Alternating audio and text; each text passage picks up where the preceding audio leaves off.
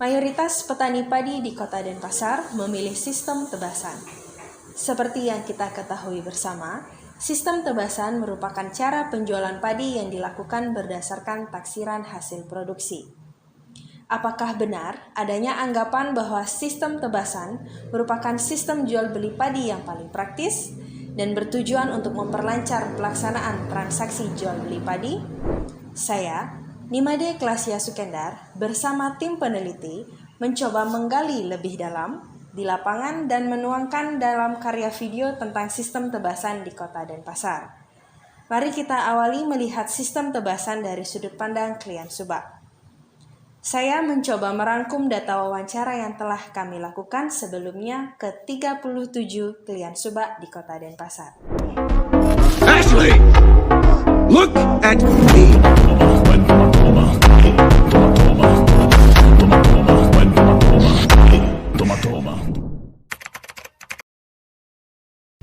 Menafsir dia.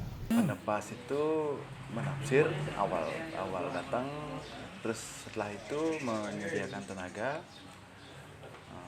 baru dikerjakan. Untuk membeli yang masih di tengah sawah kepada petani. Biasanya petani pertamanya pinjam modal. Langsung menyediakan tenaga kerja, langsung dibeli gini gak banyak, langsung ke penyosohan gitu. Peran penebas cuman menyediakan tenaga kerja aja. Dia langsung membeli hasil petani. Penebas itu pertama dia menafsirkan harga, pokoknya berapa per aro. Yang kedua dia langsung menyediakan tenaga kerja untuk pasca panennya. Biasanya nafsir harga, kan kalau yang manen padi niko dia cari tenaga kerja. Biasanya dia yang menentukan harga. Penebas biasanya mendatangi para petani pemilik padi itu melakukan transaksi. Artinya tawar-menawar berapa dia berani beli per aronya. Biasanya itu per aro. Peran utamanya itu adalah dia membeli padi.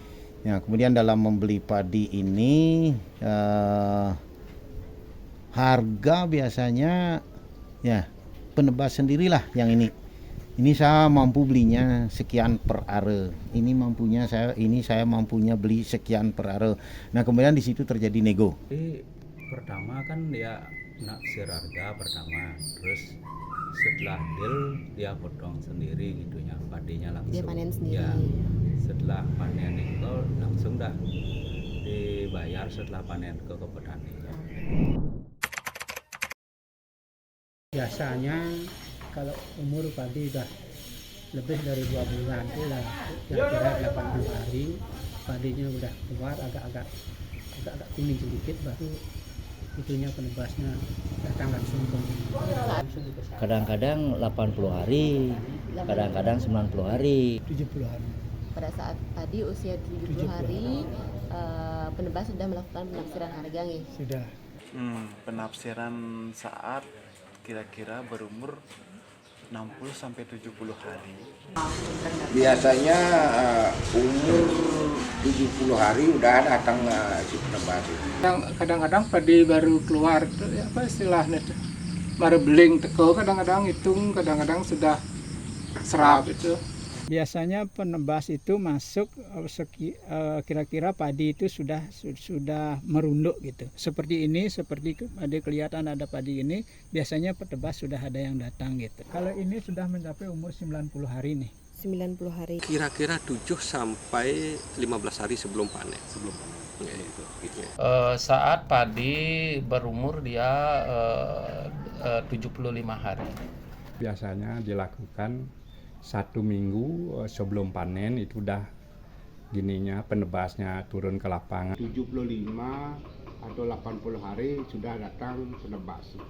Biasanya sebulan sebelum panen kok udah datang dia. Biasanya 10 hari sebelum panen. Tidak ada. Oh, tidak ada. Kan ada. Langsung petani langsung ke apa namanya penebas langsung ke petani. Enggak, langsung. Tidak langsung penebas ke petani langsung. Tidak langsung antara penebas dan petani langsung ketemu di lapangan. Tidak ada perantara. Oh tidak ada. Yang langsung petani nih. Langsung penebasnya gitu. Oh enggak. Nggak ada di Subak Melayu. Biasanya langsung. Tidak ada perantara. Penebasnya langsung ke lapangan. Kadang-kadang ada. Ada perantara.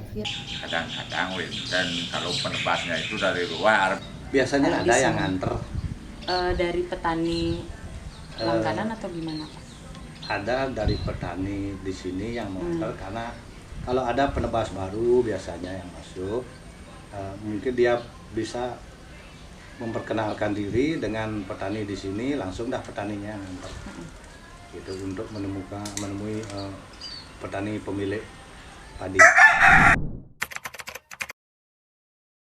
Jarang ada kwitansi. Jarang pakai kwitansi, hanya lisan saja. Lisan, berarti, ya. Pak, ya? Oh, secara lisan aja.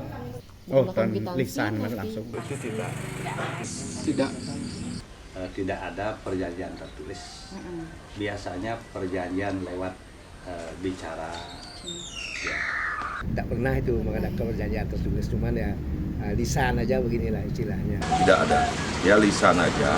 Tidak biasanya langsung gitu. Tidak ada ya. Dalam bentuk kwitansi kan tidak ada kesepakatan kepercayaan. Kwitansi tidak, tapi dengan Hanya lisan cuma saja. lisan saja dia. Enggak. Enggak pakai kwitansi misalnya enggak? Enggak. Biasanya Biasanya enggak. Dia lisan aja. Nah, artinya terikat dengan DP kuda laku berapa perarohnya umpama 200 kalikan berapa dia kerja sudah jadiin diikat dengan DP dulu gitu. Tidak, Ada penebas dan petani. langsung kesepakatan. Menggunakan kwitansi. Ya, kwitansi. Menggunakan kwitansi. Ya. Saat Setelah gini, setelah umpamanya deal, dia kan umpamanya ke sawah dulu, umpamanya kalau udah deal, nanti kalau udah panen baru dikasih kwitansi. dikasih kwitansi Ya, petaninya. umpamanya 25 aro dengan harga pasaran 300, umpamanya kan dapat 7 juta. Anunya 7,5 juta, itu udah dikasih kwitansi. Dikasih kwitansi. Ya, tapi di akhir gininya, akhir panennya. saat panen, saat pelunasan, Iya, baru pelunasan dikasih kwitansi, kan? Iya. Ya, survei dulu. Kan begitu dia datang langsung dia survei. Jelas dia survei. Dia survei dulu. Iya, dia survei. Ya survei dia. Ya, contohnya dah ke lapangan ke sawah. Penebas dah survei dengan cingaknya kentan padi. Ya survei. Ya. Disurvei dulu keliling berapa disket, berapa are semua. Gitu. Lokasi. Ya, survei dulu melihat lokasinya berapa, luasnya berapa, kira-kira padinya rata, ininya, hasilnya keseluruhan itu, artinya pertumbuhan itu rata apa enggak gitu.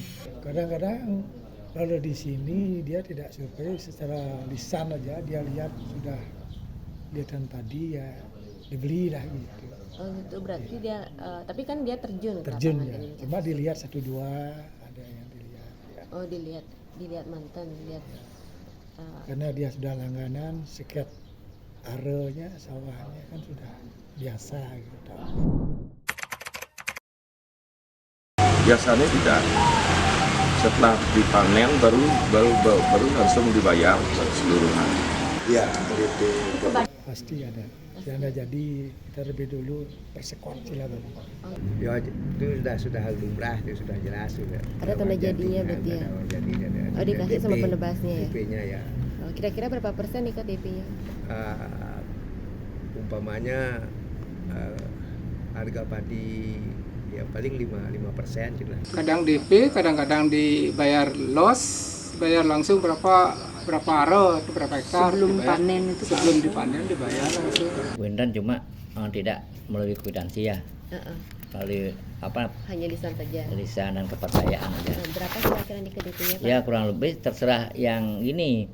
Kadang-kadang Penebasnya. sekian dari harga, sekian persen dari harga, sekian. Ya pokoknya sekedar ada pegangan Ada tanda petani. jadinya ya. Kalau DP-nya itu kadang-kadang petaninya minta lebih. Ada yang 25%, ada yang 20%. Biasanya petani itu dikasih DP, artinya supaya dia yakin padinya mau dibeli, dikasih DP dulu. DP-nya tergantung, misalnya kalau dia 10 juta, mari 1 juta, 2 juta itu kasih DP dulu. Enggak rasanya. Konflik sih selama ini belum. Ada masalah selama ini Saya tidak pernah sementara sampai saat ini sih belum ada. itu ada konflik. Pernah umpamanya kan kalau rugi gininya penebasnya bisa juga umpamanya dengan kesepakatan harga itu dikurangi lagi, itulah terjadi istilahnya masalah baru munculnya. Itu kan sudah sering, itu sudah lumrah, tapi konfliknya cuma masalah harga gitulah istilahnya. Ya pernah terjadi konflik dalam arti sudah didilkan, tapi tidak oleh penebas sama petani sudah didilkan kapan gitu umpamanya tadi panen, tapi dia mungkin penebas itu tidak bisa ngatur keuangannya atau bagaimana gitu sampai masak padi itu sampai rebah-rebah sampai dapat. Pernah kompetitif. Terjadi sih di penjualan, di pembayaran itu ya kadang-kadang dipotong pembayaran, kan konflik dia ya. Nggak sesuai. Tidak, ini ada beberapa penebas yang nakal, sebetulnya dia tuh untung ya dalam membeli gabahnya ini, tetapi ketika dia melakukan pembayaran dia bilang rugi, sehingga pembayarannya bisa dipotong gitu. Itulah anunya. Kendala kadang-kadang itu. Paling masalahnya cuma keterlambatan dikit karena situasi keuangan, kadang-kadang di slip dia menyerahkan gabahnya itu agak lambat juga, akhirnya ke petani lambat juga karena uangnya diambil kan dari pengiriman gabah di slip dia. Bagaimana caranya Bapak menyangkut ini konflik sehingga kalau di subak-subak lain yang wawancara lah di beberapa ada terjadi konflik, di sini kan bagus sekali tidak terjadi konflik. Ya. Bagaimana Bapak manajemennya itu? Tapi kalau saya cuma ngasih tahu informasi dulu sebelum dia ketemu sama petani, pasti dengan padi itu ke rumah saya. Tapi saya kasih tahu jangan sampai ada pertengkaran di tengah sawah. Di tengah sawah itu agak angker, lebih baik di pinggir jalan. Itu kalau di tengah sawah, tapi maaf ya Pak ya, itu kan betara sering. Sistem tebasan merupakan sistem jual beli padi di mana padi akan dibeli oleh penebas dalam keadaan belum siap panen dengan sempurna. Sistem tebasan biasanya lebih disukai oleh petani yang tidak mempunyai sumber tenaga kerja secara memadai. Petani beranggapan tebasan merupakan sistem yang lebih praktis dan cepat memperoleh uang khususnya untuk kebutuhan sehari-hari. Perkenalkan, saya Gede Meksekori Arisena akan memandu untuk melihat sistem tebasan dari sudut pandang penebas berdasarkan hasil pengumpulan data yang kami lakukan pada penebas yang beroperasional di Kota Denpasar. Sebelum kita memperdalam bahasan tentang sistem tebasan dari sudut pandang penebas, izinkan saya, Ana Agung Istri Agung Pratnya Dewi, memaparkan terlebih dahulu tentang karakteristik penebas yang beroperasional di Kota Denpasar. Dari sisi usia, sebagian besar responden berusia antara 46 tahun sampai 55 tahun dan mayoritas berjenis kelamin laki-laki sebanyak 33 orang. Banyak 13 penebas memiliki pengalaman berusia lebih dari 30 tahun dari total 40 responden. Hanya ditemui 5 penebas yang beroperasional pada satu subak, sebagian besar yaitu sebanyak 30 orang beroperasional di seluruh subak Kota Denpasar dan kabupaten terdekat seputaran Kota Denpasar. Sebagian besar penebas memiliki areal tebasan seluas 1-20 hektar dan maksimal ditemukan luas areal tebasan seluas 21-40 hektar. Bagaimana Gung Pratnya, sehat kabarnya? Sehat Pak. Baik, selama ini kan Gung Pratnya telah merekam, membantu kami untuk menggali data di lapangan tentang penebas. Baik, saya ada beberapa pertanyaan, bukan sih pertanyaan, sifatnya untuk pengetahuan bagi semua pemirsa nanti tentang sistem tebasan di Kota Denpasar. Baik, yang pertama yang ingin saya ketahui, apakah penebas yang mencari langsung ke sumber produksi untuk menawarkan tebasan? Iya Pak, sebagian besar penebas langsung ke petani dikarenakan terkait dengan persaingan yang banyak antar penebas di lapangan. Kemudian untuk melihat kondisi dan kualitas padi tentunya secara langsung sebelum dipotong. Di mana ini akan mempermudah proses tawar-menawar antar penebas dan petani secara langsung, akan mempermudah juga untuk memastikan harga padi bersama dengan petani tersebut. Ini yang menarik. Bagaimana cara penebas menentukan harga tebasan? Oke, penebas memperhatikan biaya operasional, kemudian ongkos atau biaya tenaga, dan biaya perawatan. Di mana di sini penebas melihat kualitas padi, iklim juga, cuaca, kemudian jenis padi, harga pasaran gabah juga. Di mana dalam penentuan harga tebasan, penebas menggunakan ini yang disebut oleh Bapak Sumadi, di mana keluaran padi dikali dengan harga gabah sesuai pasarannya, kemudian dikurangi dengan ongkos tenaga kerja, itulah yang merupakan harga tebasan nantinya. Selain itu juga Bapak Sumadi menjelaskan bahwa melihat kondisi padi di sini berisi atau tidaknya padi tersebut. Jadi dilihat pada biji padinya itu sendiri Pak. Jika kosong, maka harga akan sedikit diturunkan sesuai dengan kesepakatan kedua belah pihak tersebut. Seperti itu. Di lapangan Gompranya kan telah melihat banyak melakukan penelitian dan penggalian data. Bagaimana cara penebas menentukan harga tebasan? Bisa diceritakan? Oke, baik Pak. Penebas memperhatikan biaya operasional, kemudian ongkos atau biaya tenaga, dan biaya perawatan tentunya. Kemudian penebas di sini melihat kualitas padi, iklim juga, cuaca, jenis padi, harga pasaran gabah.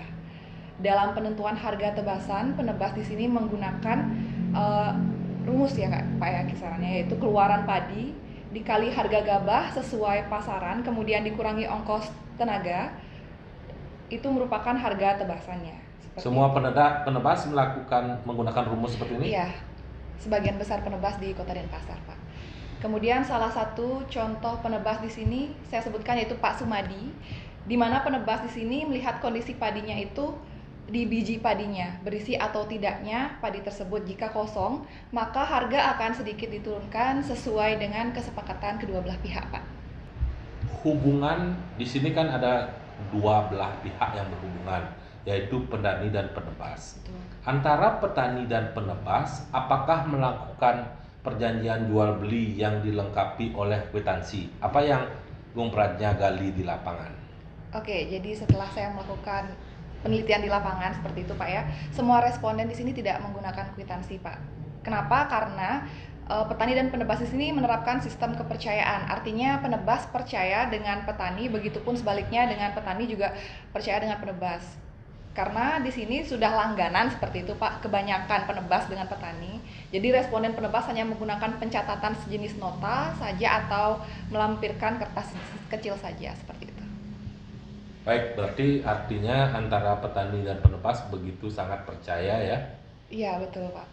Nah, di sini tadi kita sudah berbicara tentang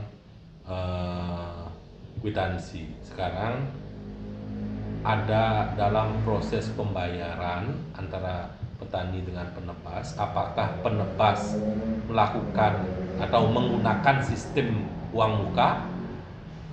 Iya, sebagian besar penebas menggunakan sistem DP Pak ya, uang muka.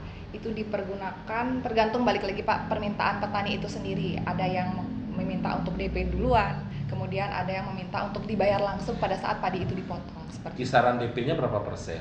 Kisaran DP-nya tergantung balik lagi Pak permintaan petani itu sendiri. Ada yang mungkin setengahnya dari harga padi seperti itu Pak.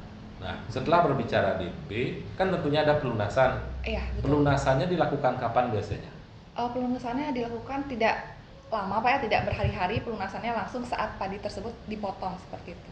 Setelah padi dipanen, lalu penebas melakukan pelunasan Iya, seperti betul, itu. betul.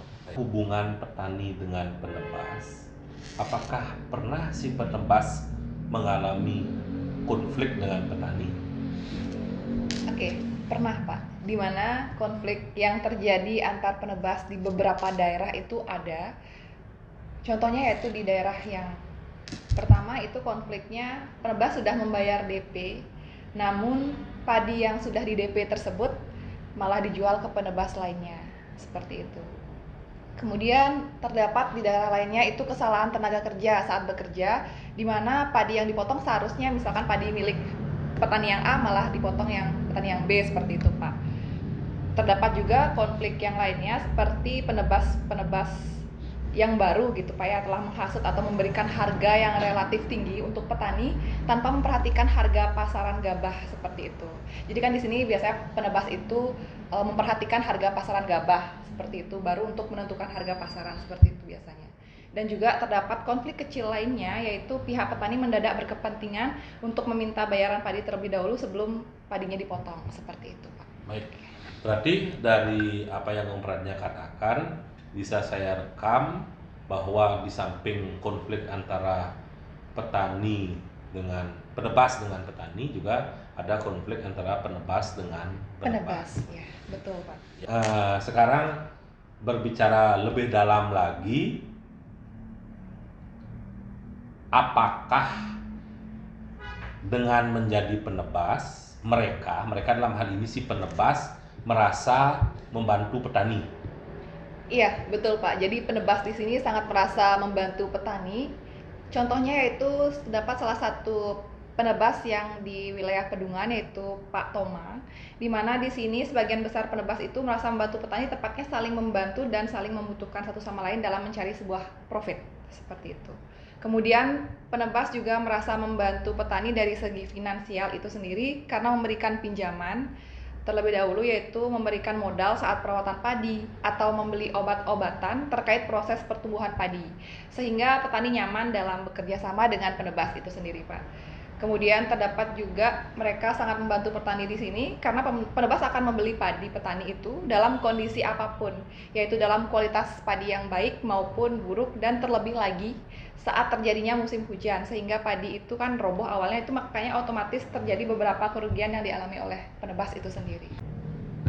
Dengan menjalankan profesi sebagai penebas, apakah penebas merasa memperoleh keuntungan?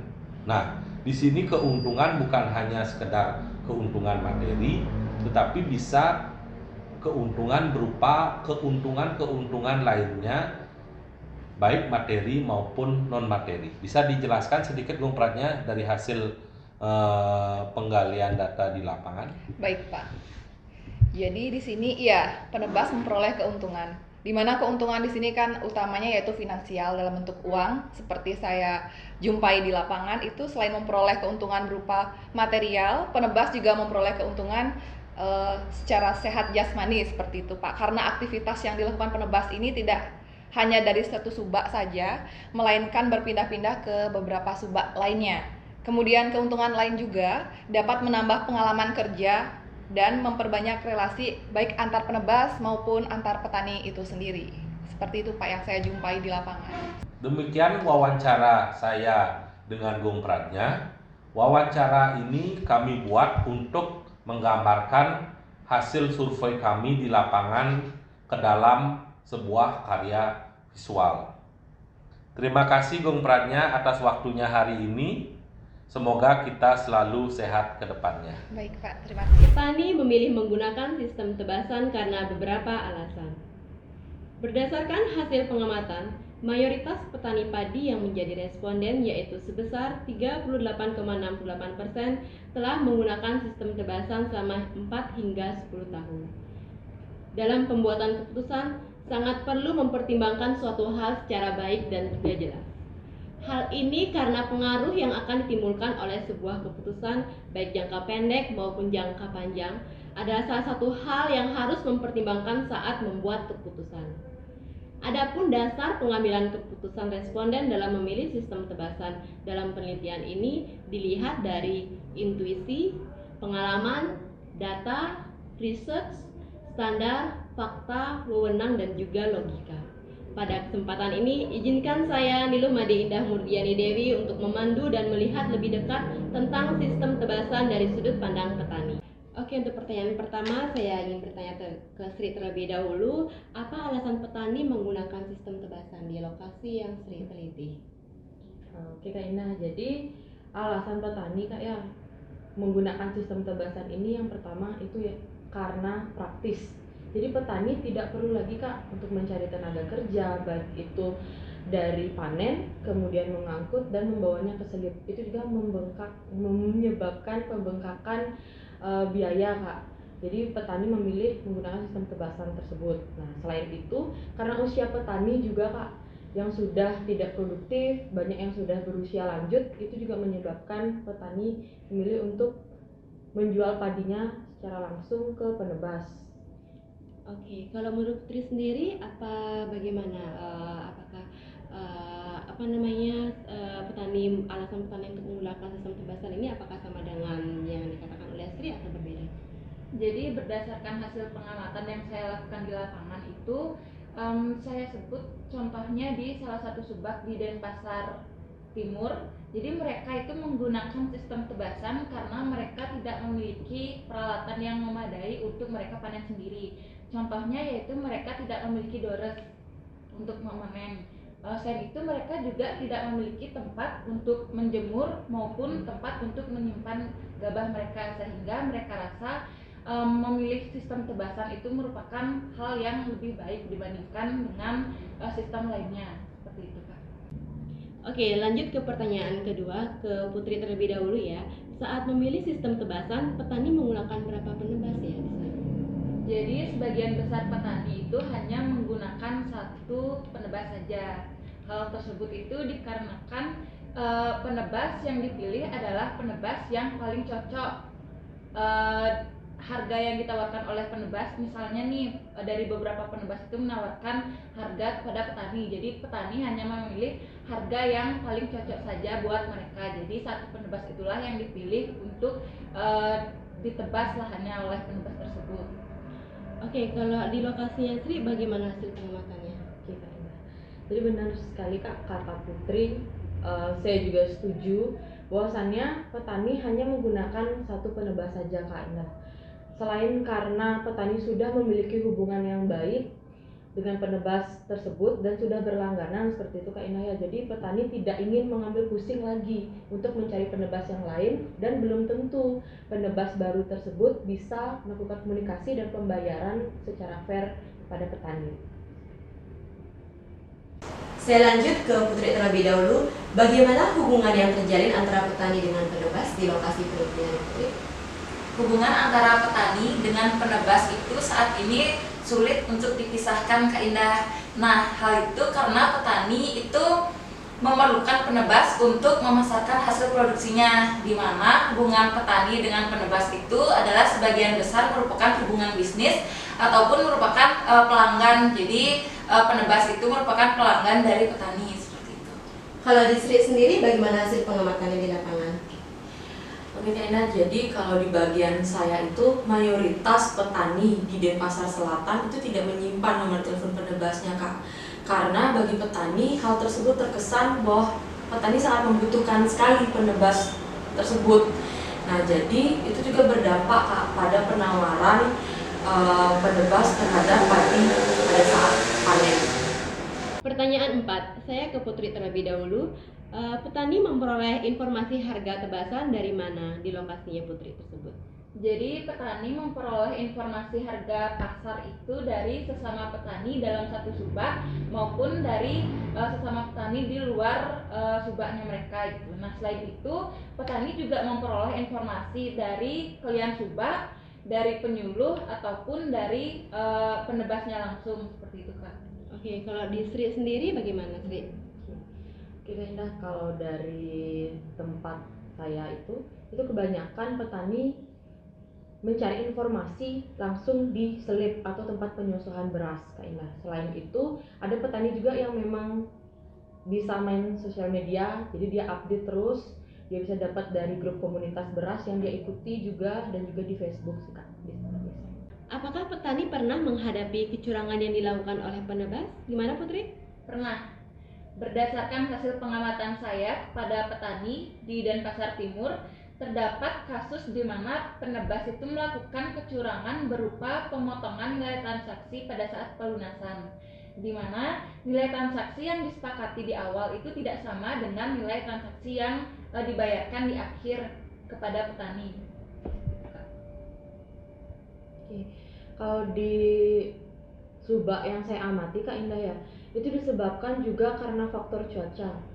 Pada saat mau panen itu bisa H-1-nya hujan seperti itu kan, jadi penebas juga merasa dirugikan sehingga hasil yang dibayar tidak sesuai dengan kesepakatan di awal.